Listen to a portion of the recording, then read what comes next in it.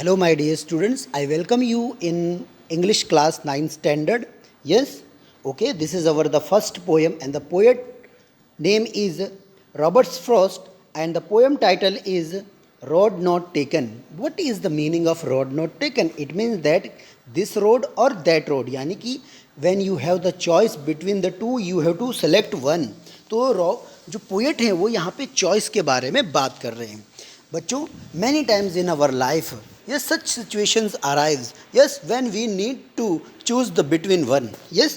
So आज हम देखेंगे कि यहाँ पे जो रॉबर्ट फ्रॉस्ट जैसे पोएट हैं, यस, उन्होंने कैसे एक कॉमन लाइफ के प्रॉब्लम के बारे में पोएम में हमें गाइड किया है. चलिए पोएम को पढ़ते हैं और इन्जॉय करते हैं.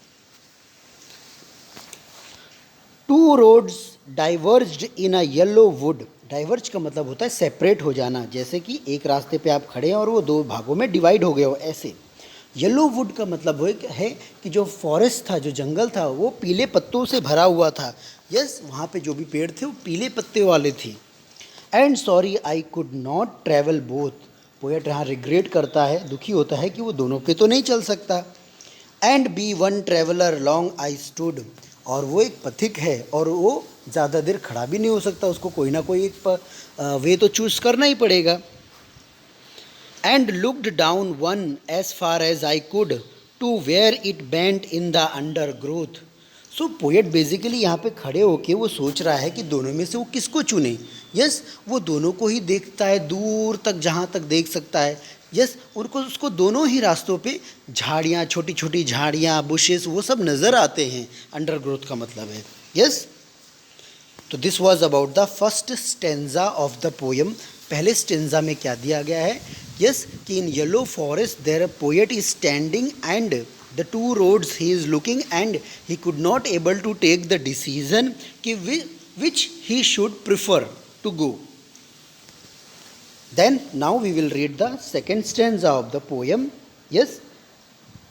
Then took the other just as fair, and having perhaps the better claim, because it was grassy and wanted wear, though as for that the passing there had warned them really about the same. Then the poet choose the second path. Why second way? Yes, because उन्हें लगा कि वो जो है वो उनके लिए अच्छा रहेगा. यस, क्लेम का मतलब होता है अधिकार जताना. तो उनको लगा कि ये मेरे लिए सेकंड जो रोड है काफ़ी अच्छा रहेगा. क्यों? क्योंकि यहाँ पे जो रोड है उसमें जो ग्रास है एकदम हरी भरी है. यस, जूसी है. ऐसा नहीं लग रहा है कि उसको किसी ने कुचला हो या बहुत सारे लोग गए हों. तो उनको ऐसा लग रहा है कि बहुत फ्यू लोग इस रोड से चल के गए हैं, तो ये सेकंड वाला रोड जो है मेरे लिए अच्छा है. कैसा है? अच्छा है. It is good for him. Okay. Though as for that the passing there had warned them really about the same. जब पोएट वहाँ से पास हो रहे थे तो उनको रियली दोनों जो रोड्स हैं इक्वली नज़र आ रहे थे, बट फिर भी उनको दो में से एक को चुनने का डिसीज़न लेना था और उन्होंने लेस ट्रेवल वाला रोड जो है वो चुना.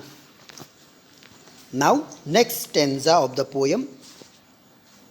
And both that morning equally lay in leaves no step had trodden black.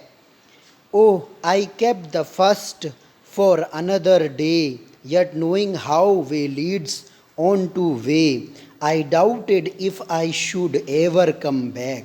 Here it is, the poet said that कि उस सुबह मुझे दोनों ही रास्ते एक जैसे नज़र आ रहे थे, दोनों पे ही पत्ते गिरे हुए थे, लेकिन जो पहला रास्ता था उसमें कुछ पत्ते ऐसे थे जिस कुचले हुए थे, जैसे लग रहा था बहुत सारे लोग उससे चल के गए हों. लेकिन जो दूसरा रास्ता था उसमें पत्ते जो थे, लीव्स जो थे, वो कुचले हुए नहीं थे. ऑथर बोलता है, सॉरी पोएट बोलता है कि आज मैं सिर्फ सेकंड वे, जो सेकंड रास्ता है वो चूज़ करूँगा, फिर कभी किसी दिन फर्स्ट वाले पे ट्रैवल करके देखूंगा. पोएट को ये भी नहीं पता है कि वो मे बी जो आज डिसीज़न ले रहा है, क्या फ्यूचर में वो पहले वाले रोड पे चल पाएगा, उसको मौका मिलेगा कि नहीं मिलेगा, वो भी उसे नहीं पता है. तो he is in doubt. Now the next paragraph sentence, here it is given.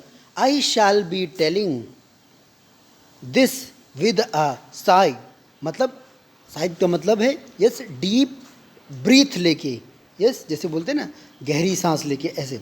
Somewhere ages and ages hence, somewhere ages, ages का मतलब कुछ साल पहले, लंबे समय की बात है, ऐसे।